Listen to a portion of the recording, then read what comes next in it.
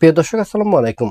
আগামী জাতীয় সংসদ নির্বাচনকে সামনে রেখে রাজনৈতিক দলগুলো যে সমীকরণের ভিত্তিতে সামনে আগানোর চেষ্টা করেছিল, সেই সমীকরণ এখন আর নেই।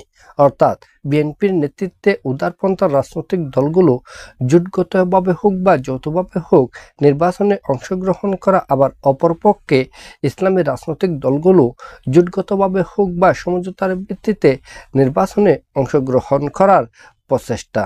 বর্তমানে এই সময়ে এসে রাজনৈতিক দলগুলো ভিন্ন ধরনের চিন্তা করতে শুরু করেছে।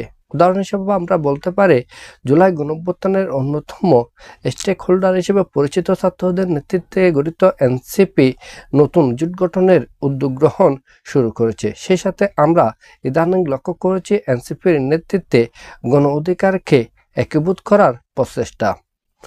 তবে সময়ের প্রয়োজনে এ রাজনৈতিক দল দুটি যদি ঐক্যবদ্ধ হয়, তাতে আশ্চর্যান্বিত হওয়ার কিছু থাকবে না।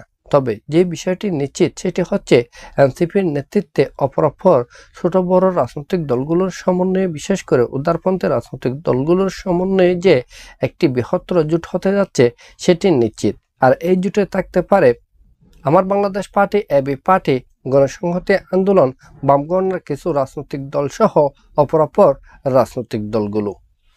অপরপক্ষে বিএনপির নেতৃত্বাধীন যে সমস্ত উদারপন্থী রাজনৈতিক দলগুলো বিগত আওয়ামী রেজিমের সময় থেকে এখন পর্যন্ত মাঠে রাজনীতি করে যাচ্ছে, সে সমস্ত রাজনৈতিক দলগুলো বিএনপির সাথে জোটবদ্ধভাবে অথবা সমঝোতার ভিত্তিতে নির্বাচন করবে, এটি প্রায় নিশ্চিত।